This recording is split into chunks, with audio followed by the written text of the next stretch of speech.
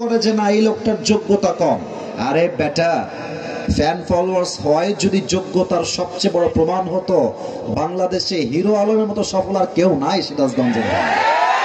এটা সফলতার মানদণ্ড নয়। সফলতার মানদণ্ড হচ্ছে আপনি কোরআন থেকে হাদিস থেকে কথা বলতে পারছেন কিনা, ঠিক কিনা বলে। আমার প্রিয় আহলে হাদিস ভাইরা সবচেয়ে বেশি এই সাবজেক্টে এগিয়ে। আর একটা সাবজেক্টে আমার প্রিয় কলিজার টুকরা আহলে হাদিস ভাইরা অনেক বেশি এগিয়ে আছেন, যে আহলে হাদিস ভাইরা কখনো বেদাতের সঙ্গে 2 পয়সা কোনো আপোষ করতে চায় না। আপনি খুব খেয়াল করবেন, যত আহলে হাদিস ভাইরা আছে যে কোনো আমল করার পূর্বে recheck, cross check, double check করবে যে এটা আসলে সহিহ হাদিসে আছে কিনা, এটা যে আমি করছি এটা ঠিক আছে কিনা। এটার নামই তো প্রকৃতপক্ষের মুসলমান সিরাজগঞ্জের ভাই। বেদাতের সঙ্গে কোনো আপোষ চলবে না, এটার নামই মুসলমান ঘরের সন্তান। 3 নম্বরে একটা কথা বলে শেষ করতে চাই, সেটা হচ্ছে আমাদের বিশ্ববরণ্য একজন ইসলামের দায়ী, নাম হচ্ছে ডক্টর জাকির নায়েক। নাম তো শুনেছেন? তো আসতে কনকে, নাম তো শুনেছেন? আমি আসার সময় এই যে রিসেন্টলি আজকে মেবি বিফোর সালাতুল মাগরিব ফেসবুকে স্ক্রল করছিলাম, ডক্টর জাকির নায়েকের একটা ছোট্ট লেকচারের ছোট্ট একটা অংশ আমার সামনে আসলো। ওনার ভাষা যেহেতু হিন্দি বা উর্দু, উনি ওনার ভাষায় একটা কথা বললেন যেটা আমার কলিজে আঘাত লাগলো। উনি বললেন যে अगर आप ये समझना चाहते हैं कि कौन सी जमात कुरान और हदीस के सबसे करीब है, तो मैं कहूँगा अहले हदीस सबसे करीब है, क्योंकि ये जो भी काम करते हैं पहले ये सोचते हैं कि ये कुरान में है या हदीस में है। अगर कुरान में और हदीस में सही बात है फिर मैं अमल करूंगा, अगर ये कुरान में नहीं है हदीस में नहीं है तो मैं इस पर अमल करना नहीं चाहता। ये अहले हदीस की पहली निशानी है कि वो सही हदीस पर अमल करने की पूरी तरह कोशिश करते हैं। उन्हीं बोलें আপনি যদি পর্যবেক্ষণ করেন যে কোরআন এবং সুন্নাহর কাছাকাছি সবচেয়ে কোন দলটা একটু বেশি এগিয়ে আছে, উনি বললেন আহলে হাদিস অনেক বেশি এগিয়ে আছে। কেন এগিয়ে আছে? উনি বললেন তারা কোনো কাজ করার পূর্বে সহিহ হাদিস দিয়ে সেই কাজটাকে জাস্টিফাই করার সর্বোচ্চ চেষ্টা করে, ঠিক কিনা বলে। এখন আপনি বলবেন হুজুর আপনি কি দালালি করছেন? না, দালালি করছি না। আমার কথা হলো যেই দলের যেই ভালো দিক আছে আমরা সেই ভালো দিক বলবো, আমরা হাতে হাত রাখবো, আগামীর বাংলাদেশ ইসলামের বাংলাদেশ হয়ে যাবে। আল্লাহ আমাদের সবাইকে ঐক্যবদ্ধ হয়ে কাজ করার তৌফিক দান করুন, পড়েন সবাই আমিন। শাহীকোলা কেন্দ্রীয় আহলে হাদিস জামিয়া মসজিদ উদ্যোগে আজকে এই প্রোগ্রামটি আয়োজিত। আমাদের এই প্রোগ্রামের সভাপতি আছেন জনাব মাওলানা মোহাম্মদ আবুল কালাম আজাদ, খতিব শাহীকোলা কেন্দ্রীয় আহলে হাদিস জামিয়া মসজিদ। আমাদের খতিব সাহেব কোথায় আছেন? এসেছেন খতিব সাহেব? অসুস্থ? আচ্ছা, আল্লাহ ওনাকে পরিপূর্ণ শেফায়ে আজেলা কামেলা দান করুন, পড়েন সবাই আমিন। আমাদের আজকে এই প্রোগ্রামে সহ সভাপতি আছেন জনাব মাওলানা খবির উদ্দিন শাহীকোলা। উনি কি এসেছেন? আচ্ছা, কোথায় আছেন? ও আমার ডানে আছেন। আল্লাহ স্যারকে নেক হায়াত দান করুক, পড়েন সবাই আমিন। সাউন্ড একদম পারফেক্ট, কোনো চেঞ্জ করার প্রয়োজন নেই। আমাদের আজকে এই প্রোগ্রামে চিফ গেস্ট তথা প্রধান অতিথি আছেন জনাব এম আকবর আলী, সাবেক জাতীয় সংসদ সদস্য, 65 সিরাজগঞ্জ উল্লাপাড়া। স্যার কোথায়? স্যার এসেছেন? আসেন নাই। আল্লাহ ওনাকে নেক হায়াত দান করুক, পড়েন সবাই আমিন। প্রধান মেহমান আমাদের প্রোগ্রামে আজকে আছেন জনাব আলহাজ মাওলানা রফিকুল ইসলাম খান সাহেব, সহকারী secretary general Bangladesh Jamaat Islami. Sir কি এসেছেন? আসেন নাই। আল্লাহ ওনাকে ইসলামের একনিষ্ঠ খাদেম হিসেবে কবুল এবং মঞ্জুর করুক, পড়েন সবাই আমিন। আমার পূর্বে অনেকে কথা বলেছেন, আমার বিশ্বাস তারা কোরআন এবং হাদিস থেকে কথা বলেছেন। আল্লাহ সকলের কথা অনুযায়ী আমাদের সবাইকে আমল করার তৌফিক দান করুক, পড়েন সবাই আমিন। এসআই স্যার কোথায়? যে স্যার আমাকে ইনভাইট করেছিলেন হোয়াটসঅ্যাপে, এই যে ভাইজান আপনার নামটা যেন কি ভুলে গেলাম, ইব্রাহিম স্যার, উনি দাওয়াত দিয়েছেন, প্রচন্ড চেষ্টা করেছেন। আমরা সবাই জানি যে পুলিশদের প্রতি মানুষের বিদ্বেষ ছিল, তবে সব পুলিশ কিন্তু খারাপ নয়, এটার প্রমাণ আমাদের ইব্রাহিম ভাই, ঠিক কিনা? তিনি আমাকে দাওয়াত দিয়ে নিয়ে আসছেন, এনারাও আমাকে দাওয়াত দিয়েছেন, তাদের হাত এখানে আছে। তো ইব্রাহিম ভাইয়ের খুবই ইচ্ছা ছিল, আল্লাহ আমার ইব্রাহিম ভাইকে একজন দেশের নাগরিক হিসেবে শুধু নয়, দেশের প্রত্যেকটা মানুষের প্রকৃতপক্ষের সেবক হিসেবে কবুল করুক। পড়েন আমিন। আমার পাশে স্যার আছেন, স্যার আমার দীর্ঘদিনের মুসল্লি ছিলেন, যদিও বা আমি মাহফিলের ব্যস্ততার জন্য জুমার পড়ানোর সুযোগ পাই না। ওই 3 বছর 2 বছর আগে দেখা হয়েছে, আজকে বহুদিন পরে দেখা হলো। আল্লাহ আমার প্রিয় স্যারকেও ইসলামের একজন একনিষ্ঠ খাদেম হিসেবে কবুল করুক। পড়েন সবাই আমিন। সব কথা শেষ, আর ডান বাম করতে চাই না। জাস্ট শুরুতে 5টা মিনিট দেশ নিয়ে আর যুবকদেরকে নিয়ে একটু বলতে চাই, শুনবেন তো সবাই ইনশাআল্লাহ?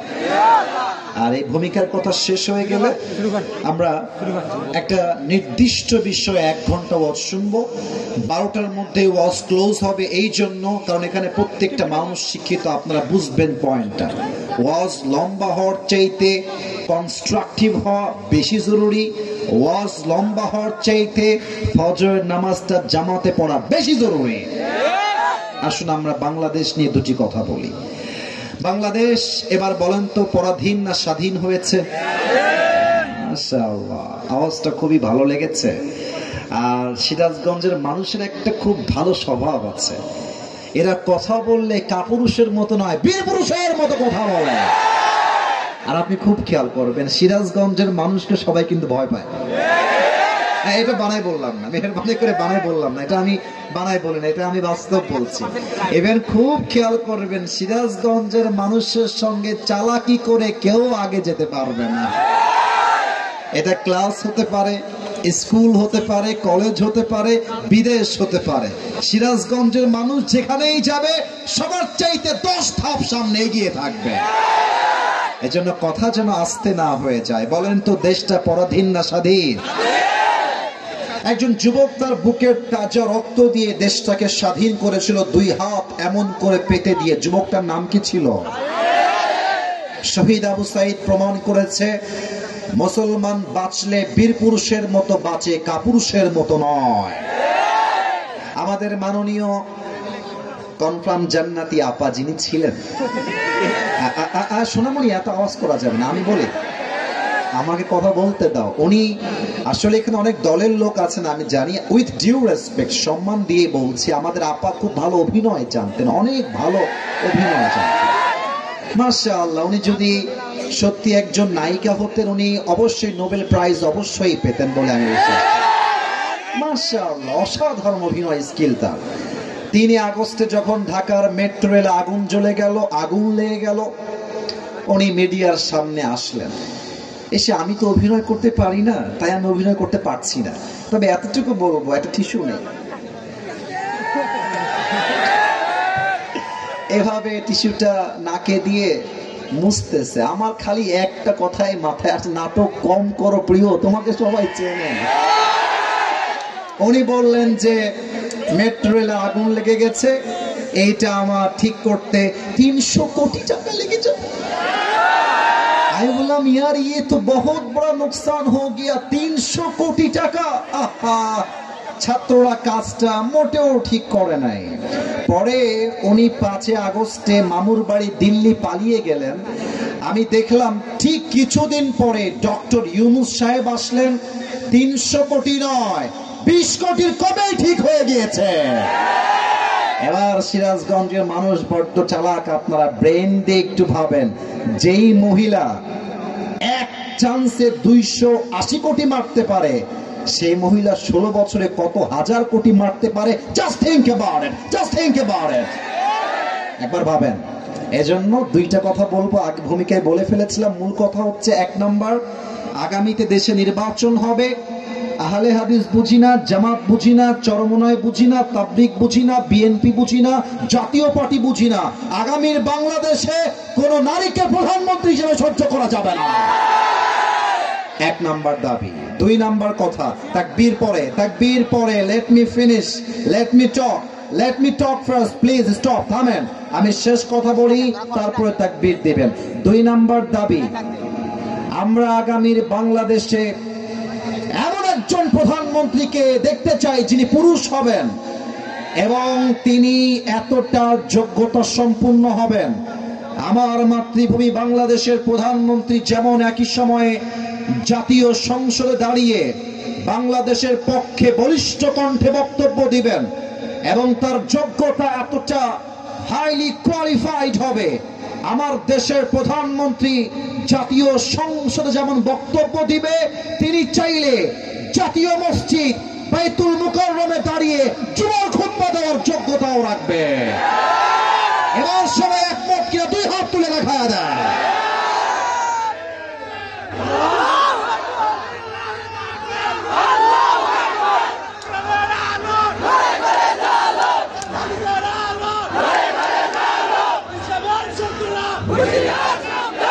আল্লাহ আল্লাহ এই স্লোগানকে কবুল করুক, পড়েন সবাই আমিন।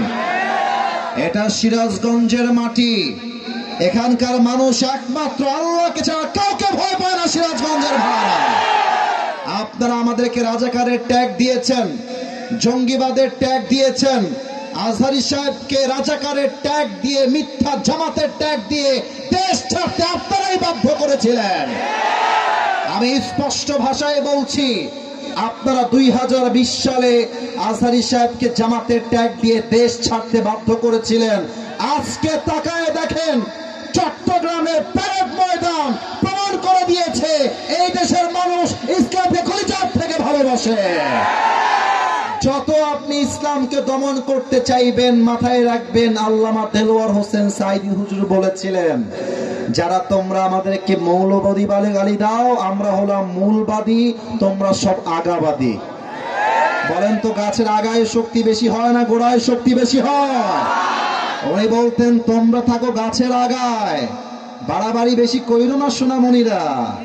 বেশি বাড়াবাড়ি করলে 16 কোটি মানুষ গাছের গোড়ায় ধরে একটা ঝাঁকুনি দিবে, মামুর ভাই দিল্লি গিয়ে পড়বা, দিল্লি গিয়ে তারা পড়েছে। এবং উনি একথা স্পষ্ট ভাষায় বলেছিলেন, গাড়ির চাকা অলওয়েজ উপরের দিকে থাকে না, গাড়ির চাকা ঘুরে বলেই তো গাড়ি চলে। আজ তোমাদের ক্ষমতার চাকা উপরে আছে বলে যারা আলেমদেরকে ধরছো, জেলখানায় বন্দী করছো, খুন করছো, হত্যা করছো, সময় আসবে এমন ইন্দুরের গর্তমে পালাবার জন্য কোথাও তোমরা। অতএব আমি স্পষ্ট ভাষায় শেষ কথা বলে ভূমিকার কথা শেষ করব। মাঝে মাঝেই দেখছি বাংলাদেশে অনেক অডিও কল ফাঁস হচ্ছে ভারত থেকে।